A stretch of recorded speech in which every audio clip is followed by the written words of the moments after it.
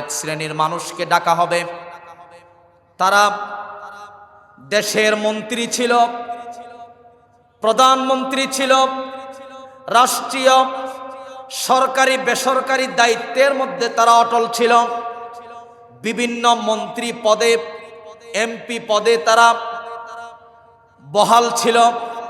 এরকম মানুষদেরকে কিয়ামতের দিন হিসাব নেওয়ার জন্য মহান রব্বুল আলামিন ডাকবেন। তাদেরকে যখন বলবেন তোমাদের ঈমানের খাতা, আমলের খাতা শূন্য কেন, তখন তারা বলবে রব্বুল আলামিন, দুনিয়াতে আমরা এমপি ছিলাম, মন্ত্রী ছিলাম, প্রধানমন্ত্রী ছিলাম, সরকারি বেসরকারি গুরুত্বপূর্ণ দায়িত্ব ছিল, সেই দায়িত্বের কারণে ইবাদত করতে পারি নাই, আমলের কথা শূন্য, ঈমানের কথা শূন্য।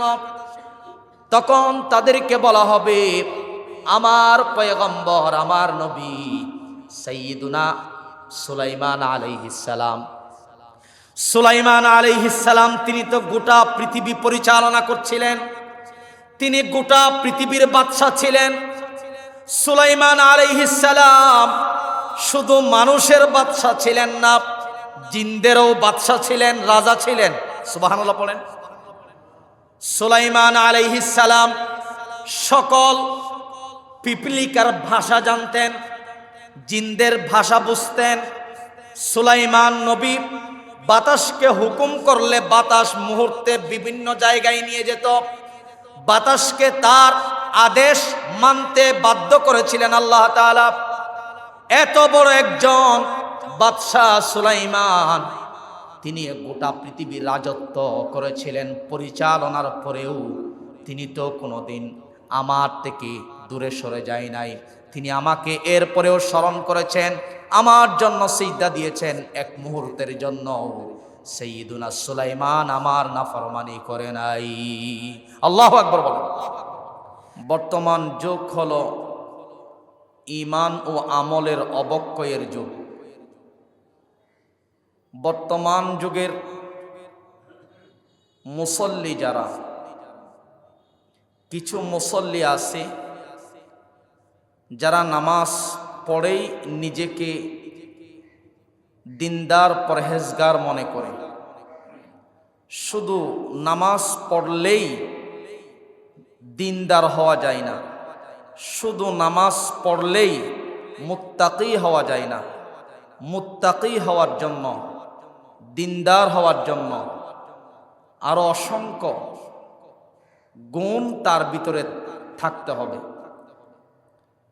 অনেক আলেম আছে যারা নিজেদেরকে জুনাইদ বাগদাদি মনে করে, বায়েজিদ বুস্তামি মনে করে, অথচ আমাদের ঈমান অসম্পূর্ণ, আমল অসম্পূর্ণ।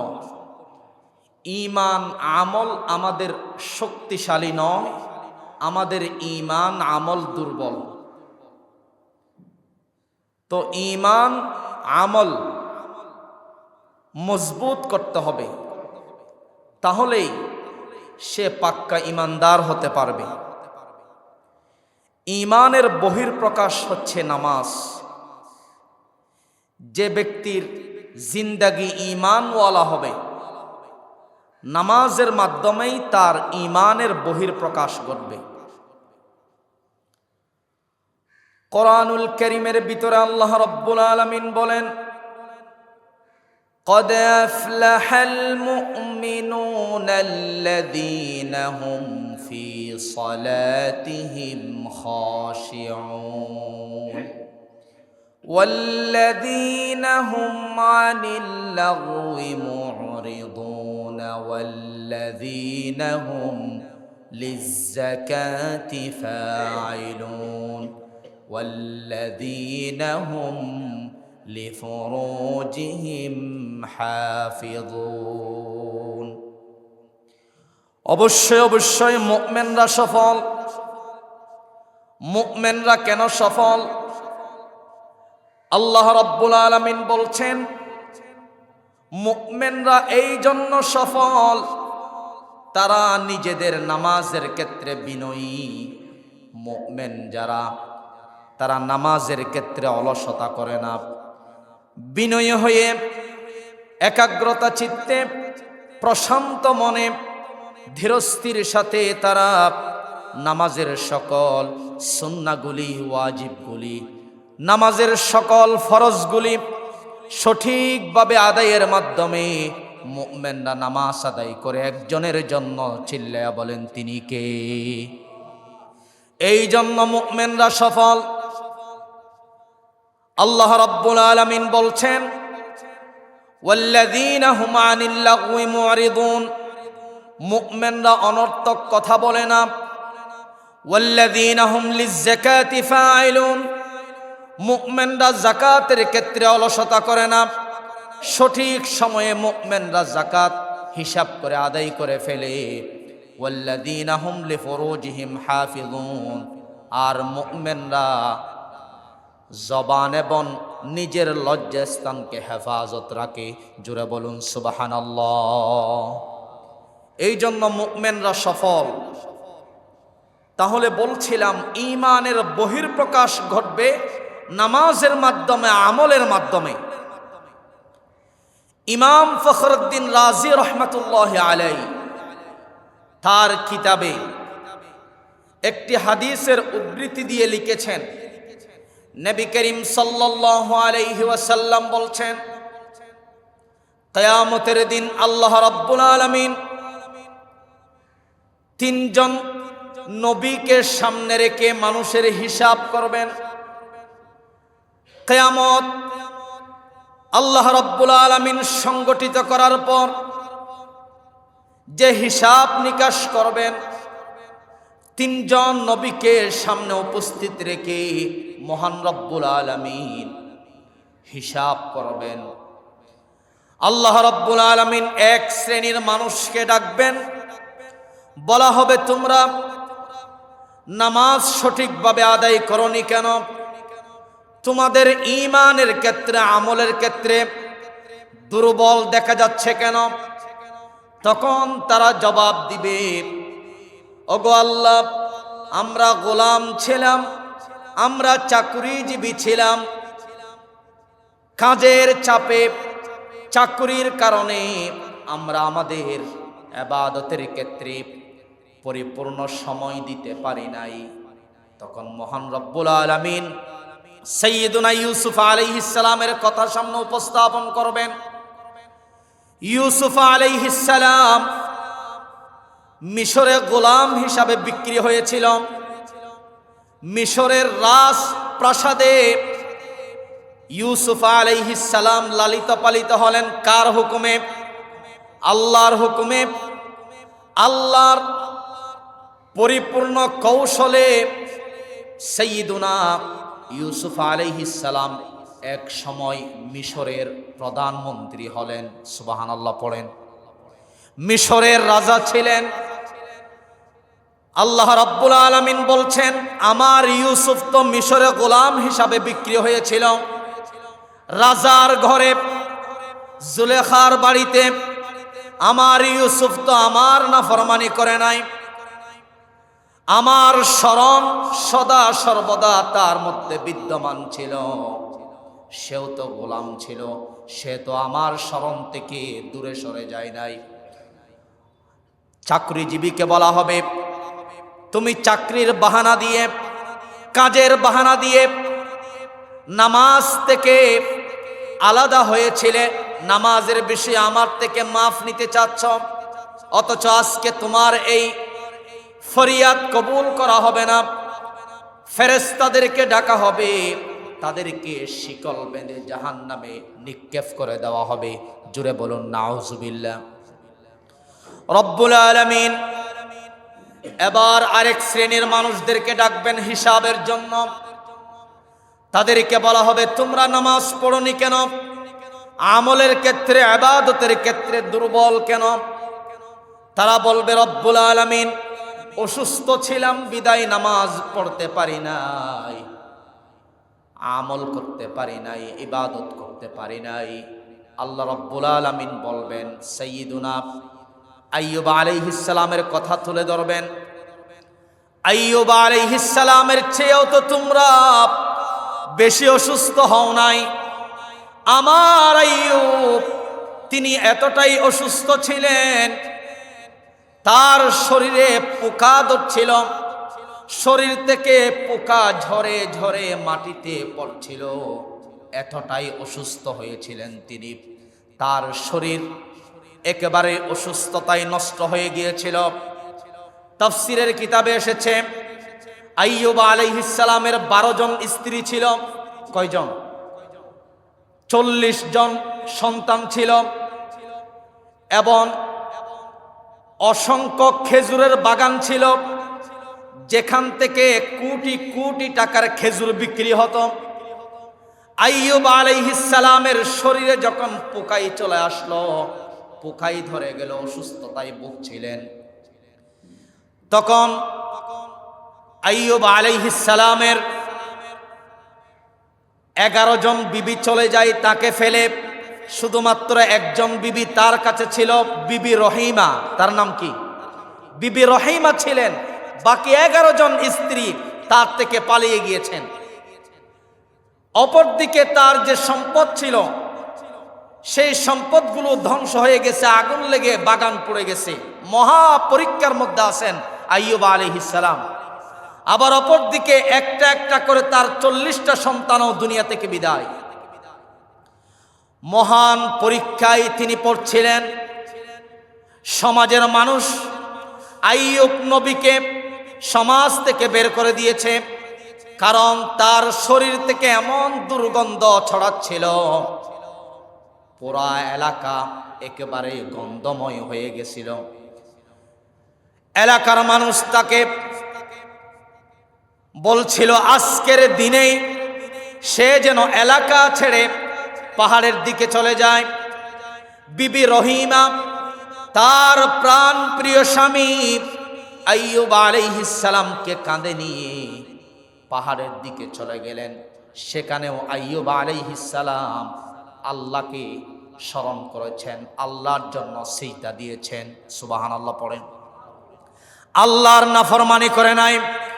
সুতরাং কিয়ামতের দিন যারা বলবে ওগো আল্লাহ, অসুস্থতার কারণে ঈমানের ক্ষেত্রে, আমলের ক্ষেত্রে আমরা শূন্য, তাদের এই অনুরোধ গ্রহণ করা হবে না। তাদেরকে শিকল বন্দি করে জাহান্নামে নিক্ষেপ করে দেওয়া হবে। নাউজুবিল্লাহ, জোরে বলেন। আরেক শ্রেণীর মানুষকে ডাকা হবে, তারা দেশের মন্ত্রী ছিল, প্রধানমন্ত্রী ছিল, রাষ্ট্রীয় সরকারি বেসরকারি দায়িত্বের মধ্যে তারা অটল ছিল, বিভিন্ন মন্ত্রী পদে, এমপি পদে তারা বহাল ছিল। এরকম মানুষদেরকে কিয়ামতের দিন হিসাব নেওয়ার জন্য মহান রব্বুল আলামিন ডাকবেন। তাদেরকে যখন বলবেন তোমাদের ঈমানের খাতা, আমলের খাতা শূন্য কেন, তখন তারা বলবে রব্বুল আলামিন, দুনিয়াতে আমরা এমপি ছিলাম, মন্ত্রী ছিলাম, প্রধানমন্ত্রী ছিলাম, সরকারি বেসরকারি গুরুত্বপূর্ণ দায়িত্ব ছিল, সেই দায়িত্বের কারণে ইবাদত করতে পারি নাই, আমলের কথা শূন্য, ঈমানের কথা শূন্য। তখন তাদেরকে বলা হবে আমার পয়গম্বর, আমার নবী সাইয়্যিদুনা সুলাইমান আলাইহিস সালাম, সুলাইমান আলাইহিস সালাম তিনি তো গোটা পৃথিবী পরিচালনা করছিলেন, তিনি গোটা পৃথিবীর বাদশা ছিলেন।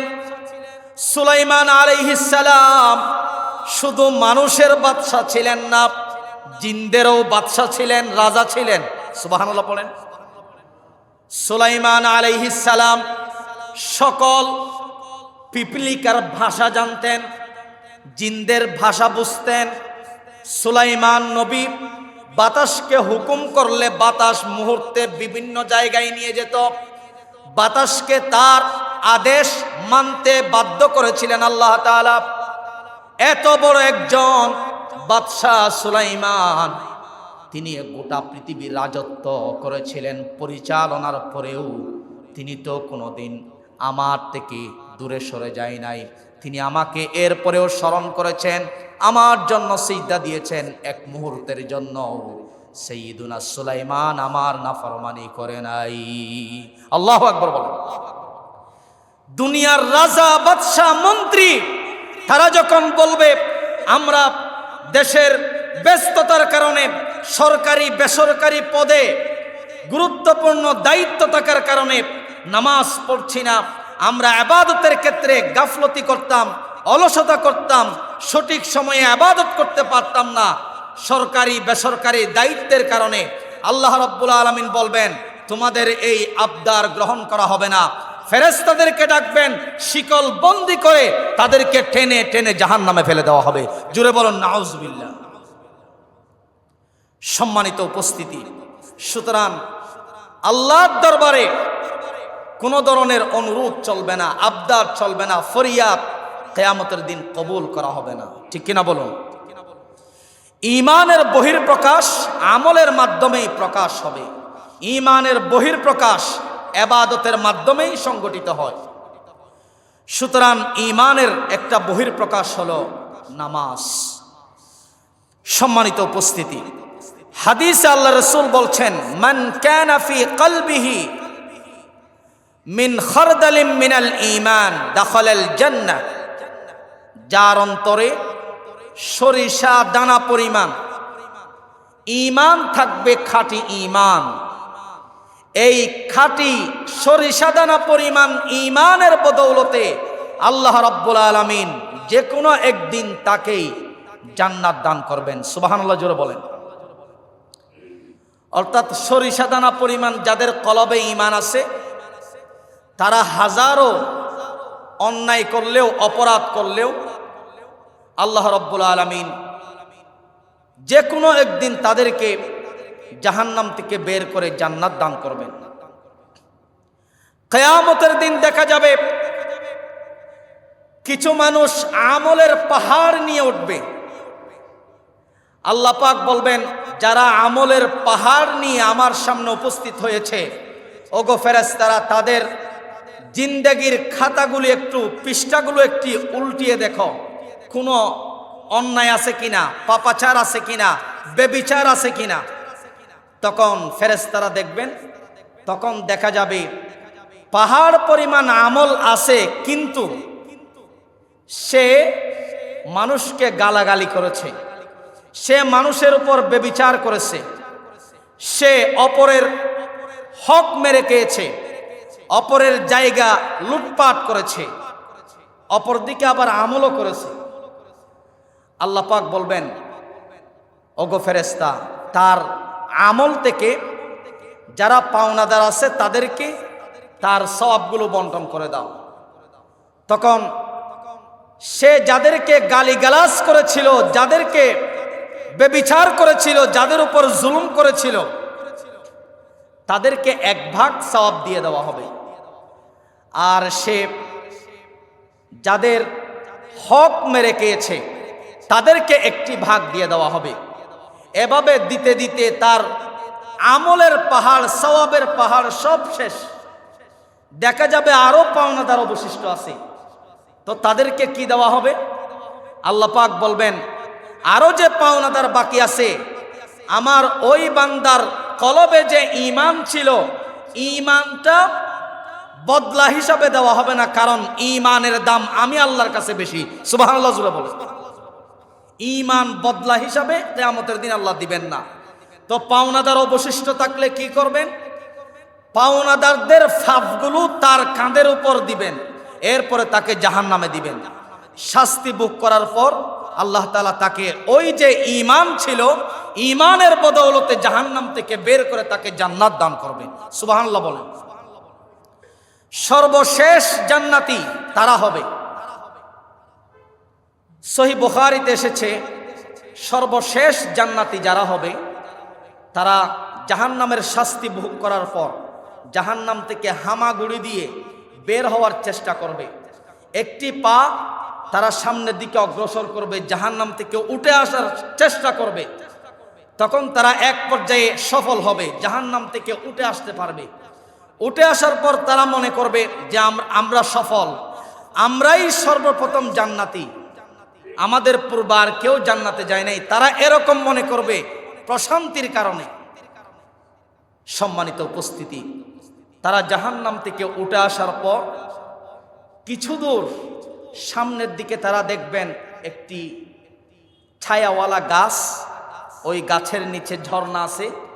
তো তারা সেখানে তো যেতে হবে, গাছের ছায়ার নিচে যদি সে থাকতে চায়, ঝর্ণা থেকে পানি পান করতে চাইলে সেখানে যেতে হবে। এখন তো সে জাহান্নাম থেকে উঠে এসেছে, সে আহত অবস্থায় আছে, যেতে কষ্ট হবে। তখন আল্লাহর কাছে ফরিয়াদ করবে, রব্বুল আলামিন, আমি জাহান্নাম থেকে উঠে এসেছি, আমার সামনে বিশাল ছায়াদার গাছ দেখা যাচ্ছে, ঝর্ণা দেখা যাচ্ছে, আমি ক্লান্ত, আপনি আমাকে শক্তি দিন ওই গাছের নিচে যাওয়ার জন্য। আমি একটু বিশ্রাম নিতে চাই, ঝর্ণা থেকে পানি পান করতে চাই। রব্বুল আলামিন বললেন, ওগো আমার বান্দা, এটা আমি কবুল করতে পারি, এরপরে কোনো আবদার আমার কাছে পেশ করতে পারবে না। সে বলল, অবশ্যই আমি আর কোনো আবদার পেশ করব না। আল্লাহ রাব্বুল আলামিন এবার তাকে শক্তি দিলেন। সে হামাগুড়ি দিয়ে আস্তে আস্তে হেঁটে হেঁটে ওই গাছের নিকট গেল। গাছের নিকট গিয়ে সে ঝর্ণা থেকে পানি পান করলো, কিছুক্ষণ বিশ্রাম নিল। বিশ্রাম নেওয়ার পর হঠাৎ করে তার ঘুম ভেঙে যাবে। ঘুম ভেঙে যাওয়ার পর 1 কিলোমিটার সামনে হবে, সে লক্ষ্য করবে আরো বিশাল একটি গাছ, যেই গাছের নিচে শুয়ে আছে, যেই ঝর্ণার পাশে বসে আছে, এটার চেয়ে আরো চমৎকার গাছ, আরো সুন্দর পানি ওই ঝর্ণা থেকে পড়তেছে। আল্লাহ রব্বুল আলামিনের কাছে আবারও ফরিয়াদ করবে। রব্বুল আলামিন বলবেন, তুমি না বলেছিলে আর কোনো ফরিয়াদ পেশ করবে না।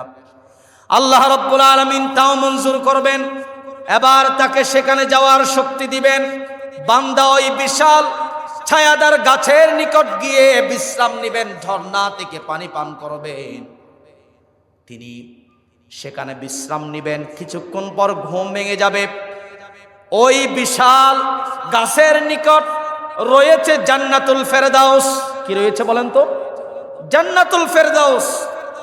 এবার তার কানে আওয়াজ আসবে, জান্নাতি লোকেরা যে কথাবার্তা বলতেছে, ওইখানে যে মেহমানদারি হচ্ছে, তার কানের মধ্যে কি আসবে?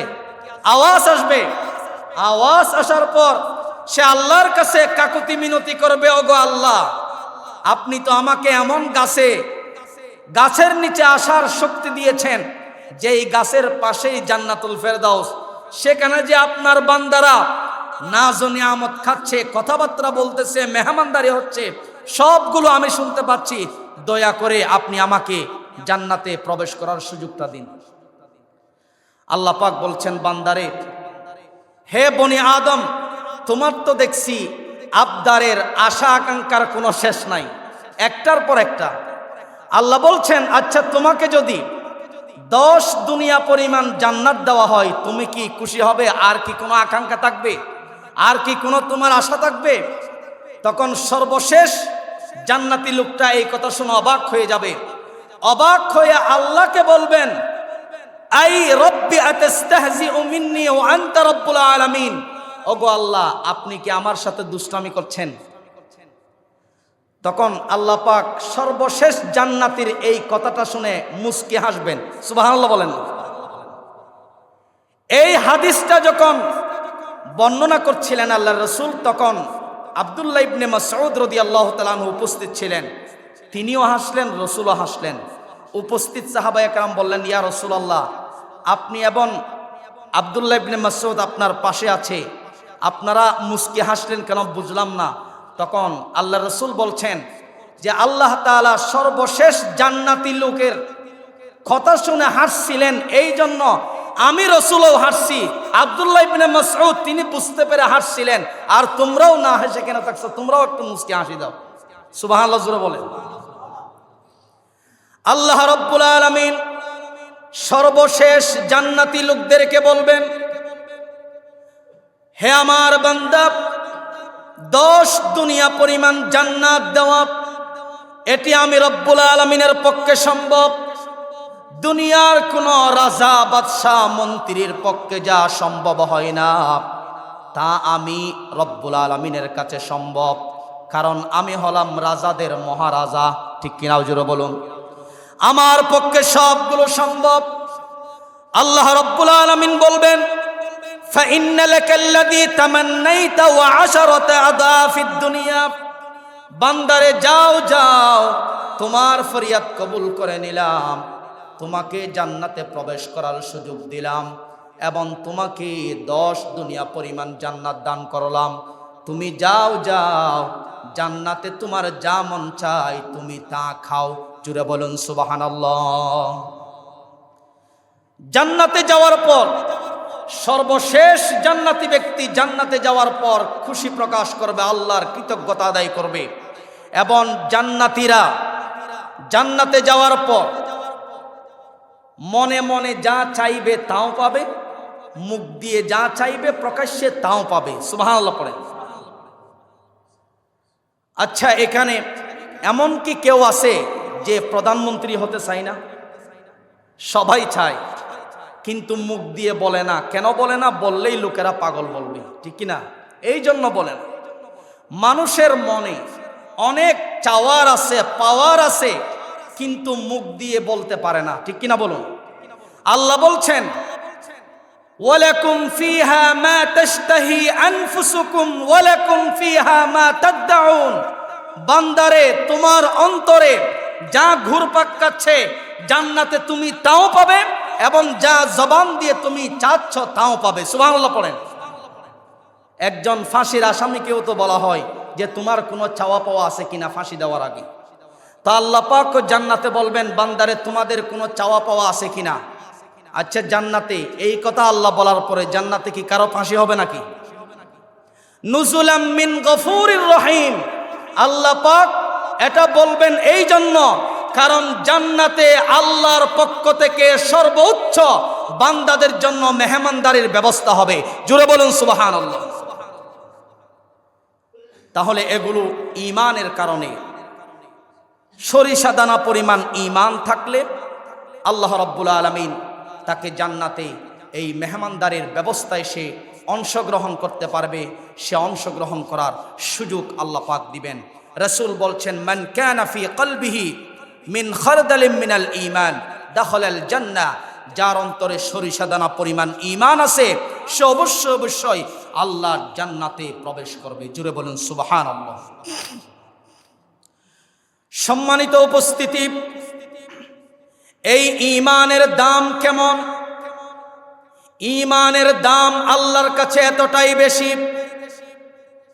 ঈমানের দাম আল্লাহর কাছে এতটাই বেশি, যুগ যুগ ধরে মহান রব্বুল আলামিন অসংখ্য নবী রাসূল পাঠিয়েছেন।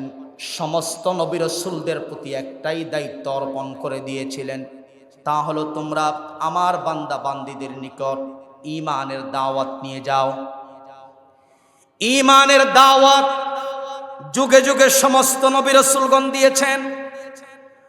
সমস্ত নবী রাসূলদের লক্ষ্য ছিল, উদ্দেশ্য ছিল আল্লাহর বান্দা বান্দীদেরকে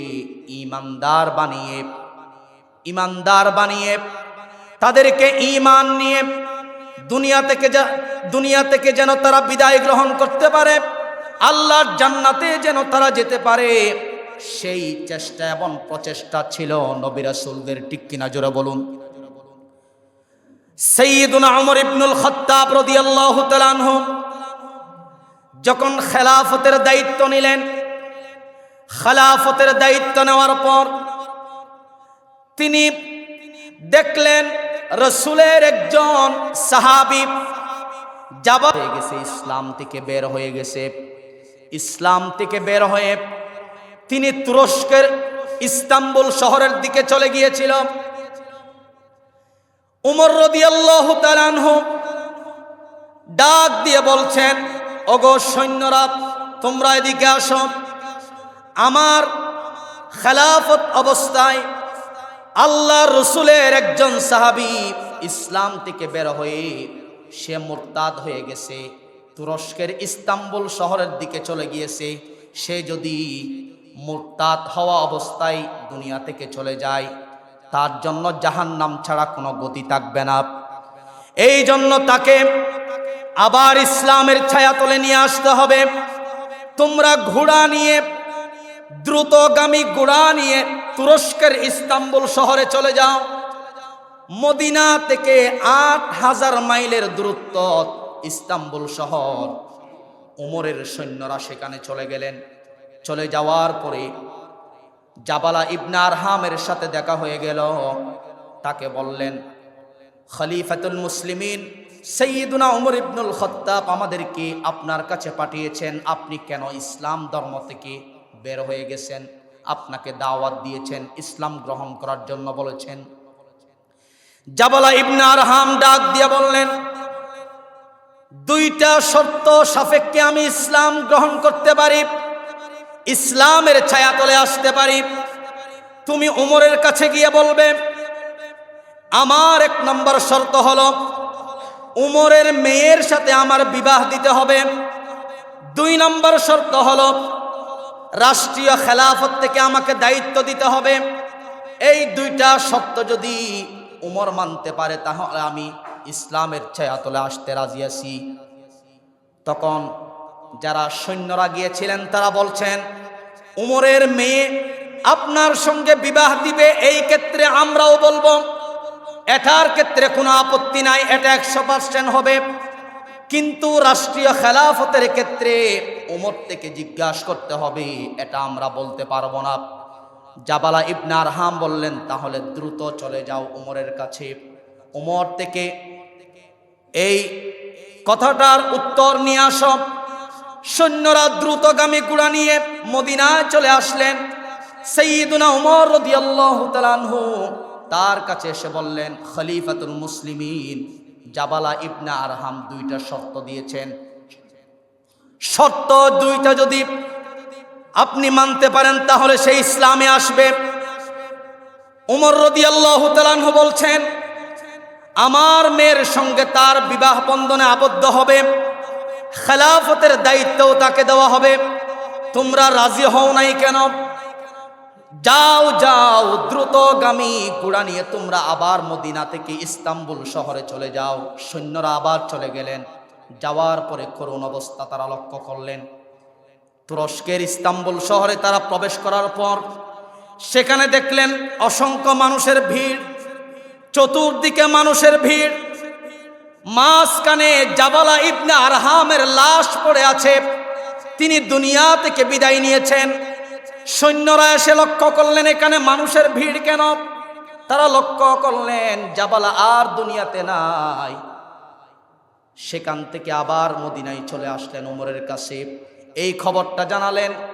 খবরটা জানানোর পরে সাইয়্যিদুনা উমর রাদিয়াল্লাহু তাআলা আনহুর চোখ বেয়ে পানি পড়ে যায়। আহারে, আমার খেলাফতকালীন আমি জাবালা ইবনে আরহামকে ইসলামের ছায়াতলে আনতে পারলাম না, ঈমান নিয়ে তাকে দুনিয়া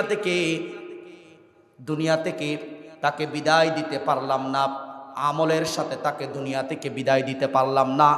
এর জন্য না জানি কিয়ামতের দিন আমি ওমরকে আল্লাহর কাঠগড়ায় দাঁড়াতে হবে। ভাইয়েরা আমার, এই জন্য প্রত্যেক নবী রাসূলদের প্রচেষ্টা ছিল মানুষকে ঈমানদার বানানো, আমলদার বানানো, জান্নাতি বানানো। আল্লাহু আকবার জোরে বলেন। জাবালা ইবনে আরহামের দুনিয়ার সফর শেষ হয়ে গেল, সে ঈমান নিয়ে আর যেতে পারে নাই। ঈমান নামক প্রদীপ নিভে গেল। এই জন্য আমরা এই দুনিয়াতে এসেছি, আল্লাহ রাব্বুল আলামিন দুনিয়াতে পাঠিয়েছেন অল্প সময়ের জন্য। দুনিয়াতে আমরা কেউ কি চিরকাল থাকবো নাকি? আওয়াজ দিয়ে বলেন। দুনিয়াতে আমরা কেউ চিরকাল থাকবো না। এই দুনিয়া থেকে আমাদেরকে পাড়ি দিতে হবে। এই দুনিয়া আমাদের আসল বাড়ি নয়, কবর জগতে যেতে হবে। কবর জগতে যাওয়ার পর সেখানে যদি জান্নাতি বেড বিছানা আমরা পেতে চাই, জান্নাতি কম্বল পেতে চাই, জান্নাতি আসবাবপত্র যদি কবর জগতে পেতে চাই, তাহলে ঈমান নিয়ে যেতে হবে কি হবে না? ঈমান নিয়ে যেতে হবে, আমল নিয়ে যেতে হবে। তাহলে কবর জগৎ শান্তি। কবর জগৎটা হবে তার জন্য জান্নাতের টুকরা। আল্লাহু আকবার বলেন। প্রিয় ভাইয়েরা আমার, তাহলে এই দুনিয়াটা হচ্ছে পরীক্ষার হল। আল্লাহ তাআলার আদেশ অনুযায়ী যদি জীবন যাপন করি, রাসূলের সুন্নত তরিকায় যদি আমরা চলি, তাহলে আমাদের জন্য পরকাল হবে, কবর জগৎ হবে কল্যাণকর, লাভজনক, সফলতা। সুবহানাল্লাহ পড়েন। পরকালে কে সফলতা হবে, কে বিফলতা হবে, এটা দুনিয়াতে থাকতেই টের পাওয়া যায়। যেমন যারা ভালো ছাত্র আছে, ভালো স্টুডেন্ট, তারা লেখাপড়া করে, ভালো স্টুডেন্ট যারা, ভালো ছাত্র ছাত্রী যারা, তারা পরীক্ষার হলে যাওয়ার পর প্রশ্ন হাতে আসলেই তারা বুঝতে পারে যে আমার রেজাল্ট ভালো হবে না খারাপ হবে। ঠিক কিনা জোরে বলুন। তো যারা লেখাপড়া না করে পরীক্ষার হলে যায়, প্রশ্ন হাতে আসার পর সে বুঝতে পারবে যে আমার আজকের রেজাল্ট খারাপ হবে, কারণ প্রশ্নে যেগুলো এসেছে এগুলো তো আমি একটাও শিখি নাই, আমি কিভাবে লিখবো। ঠিক কিনা জোরে বলো। আল্লাহ তাআলা ঈমান দিয়েছেন, ঈমানের দৌলত, আমলের দৌলত দিয়েছেন, প্রশ্নপত্র ফাঁস করে দিয়েছেন। এই ঈমানের দৌলত, আমলের দৌলতকে যদি আমরা মজবুত করি, তাহলে আমাদের ফলাফল ভালো হবে না খারাপ হবে? অবশ্যই ভালো হবে। আল্লাহ তাআলা আমাদের সবাইকে হেফাজত করুন, আমল করার তৌফিক দান করুক। আমিন। ওয়া আখিরু দাওয়ানা আলহামদুলিল্লাহি রাব্বিল আলামিন।